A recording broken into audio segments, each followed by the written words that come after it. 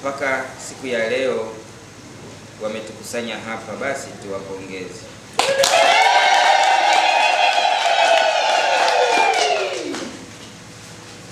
Sakramenti ya ndoa takatifu ni sakramenti inayoanzisha familia takatifu ya Kikristo, ambao ndani yake kanisa ambao ni mwili wa Kristo unaongezeka watakapopewa ruhusa na idhini ya kuzaa na kulea watoto katika misingi ya imani. Maandiko matakatifu yatatukumbusha juu ya dhana ya umoja ambayo Mungu amewakusudia wanadamu waishi katika umoja. Mungu hajakusudia mwanadamu akae peke yake. Mwanadamu akae katika kikundi, katika jumuiya. Kwa hiyo jumuiya ya kwanza ni familia. Kumbe leo anatimiza mpango huo wa Mungu, na ndani ya hilo tutaona kwamba ndani ya hiyo kanisa, ndani ya hiyo familia kanisa linazaliwa. Kwa hiyo tutaona dhana ya ushirikiano katika kanisa. Sisi wanakanisa, sisi wanadamu tuna wajibu wa kushirikiana. Na wewe mwanakanisa ambaye hujui kushirikiana, bado umepungukiwa mafundisho. Kwa hiyo ndani ya misa takatifu ya leo, pamoja na kwamba tunasali kwa ajili ya kuwaombea hawa ndugu zetu ambao leo wametukusanya hapa, lakini kila mmoja wetu tuweke nia ndani ya mioyo yetu, tusali kwa ajili ya kuomba umoja, hasa pale sisi wenyewe tuliposababishia kukosekana neema ya wokovu. Ndugu zangu, tukiri dhambi zetu ili tupate kustahilishwa kutumisha mafumbo matakatifu. Mungu Mwenyezi, nanyi ndugu zangu, nanyi nimekosa kwa mawazo, kwa maneno, kwa vitendo na kwa kutotimiza wajibu. Nimekosa mimi, nimekosa sana.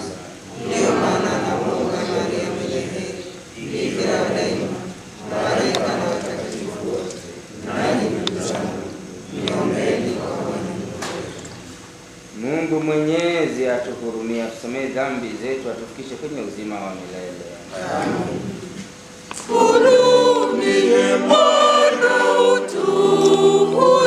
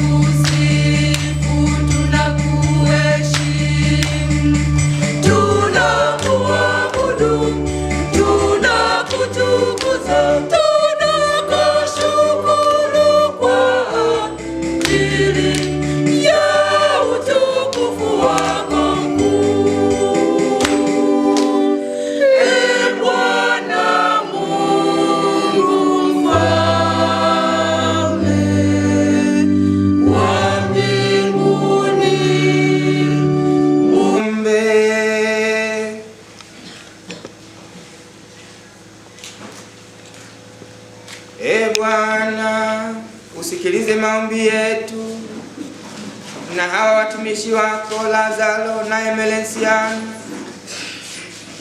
watakaounganishwa mbele ya altare yako. Uwashushie rehema na neema zako, ili wawe na mapendo thabiti kati yao, kwa njia ya Bwana wetu Yesu Kristo mwanao, anayeishi na kutawala nawe katika umoja wa Roho Mtakatifu, Mungu milele na milele.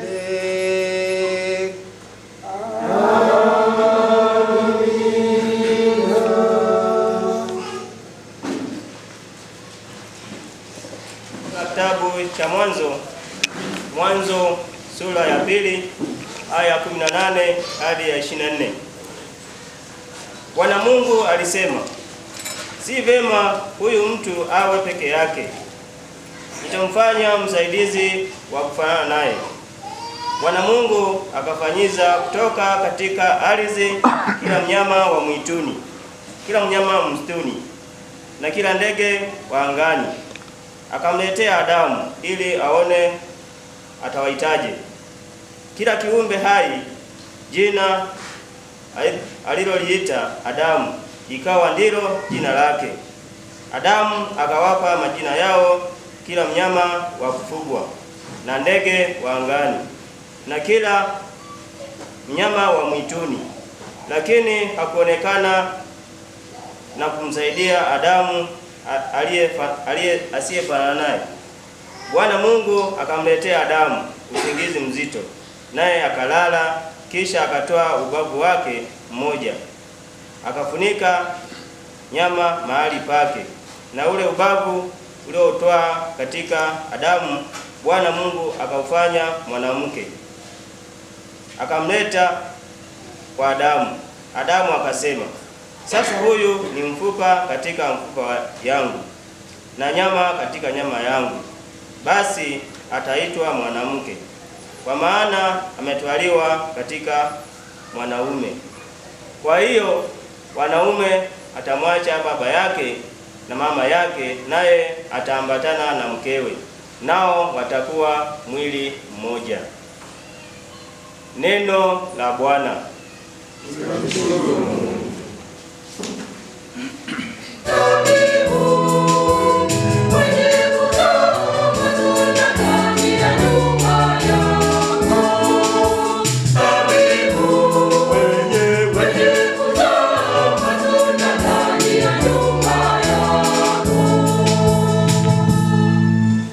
Mhimidi Bwana kila wakati, sifa zake zi kinywani mwangu daima. Katika Bwana nafsi yangu nitajisifu, wanyenyekevu wasikie wakafurahi kiitikio.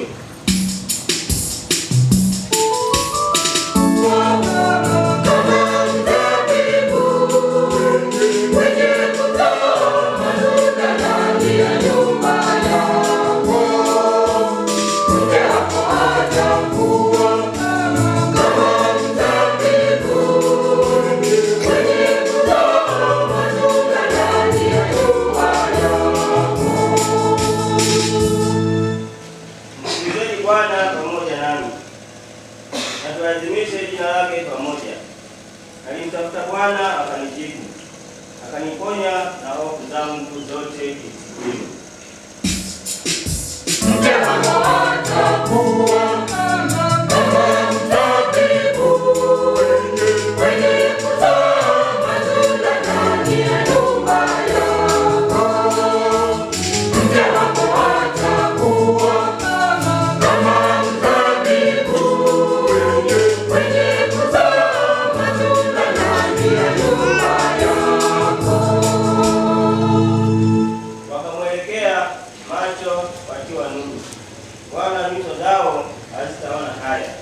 Maskini huyu alika, Bwana akasikia, akamwokoa na taabu zake zote kisikio.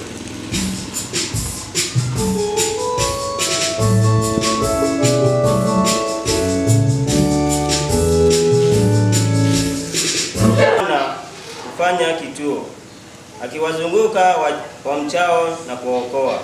Onjeni muone ya kuwa Bwana yu mwema, heri mtu yule anayemtumainia. Kiitikio.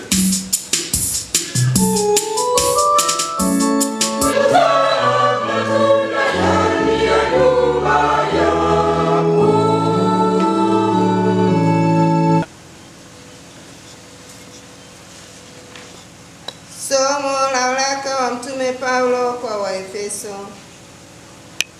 Mwenende katika upendo kama Kristo naye alivyolipenda kama Kristo naye alivyopenda ninyi, tena akajitoa kwa ajili yetu sadaka na dhabihu kwa Mungu, kuwa harufu na manukato. Hali mnanyenyekeana katika kicho cha Kristo.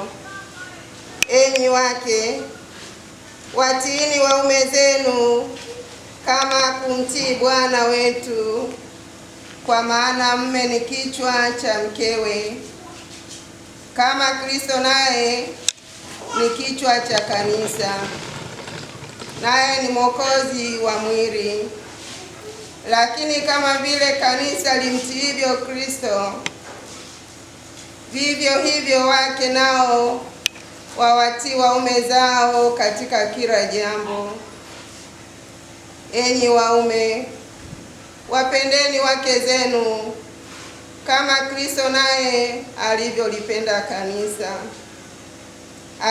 akajitoa kwa ajili yake, ili makusudi alitakase na kulisafisha kwa maji katika neno, apate kulileta kanisa tukufu, lisilo na ila wala makunyanzi wala lolote kama hayo, bali liwe takatifu, lisilo na mawaa. Vivyo hivyo imewapasa waume nao kuwapenda wake zao kama miili yao wenyewe.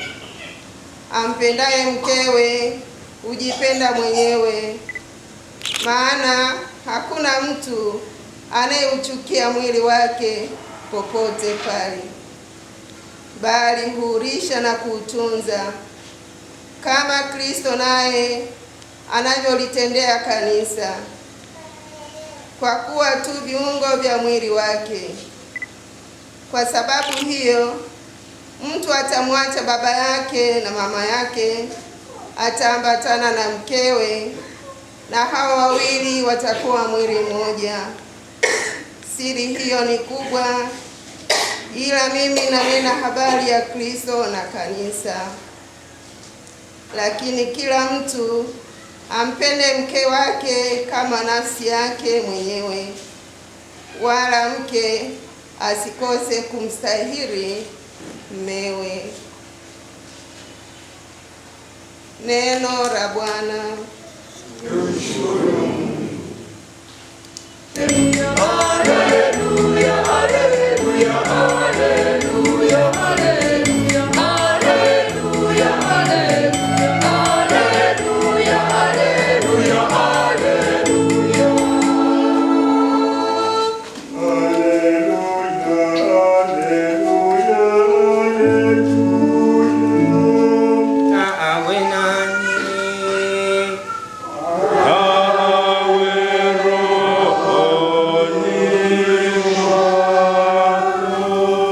Somo la Injili takatifu ilivyoandikwa na Yohane.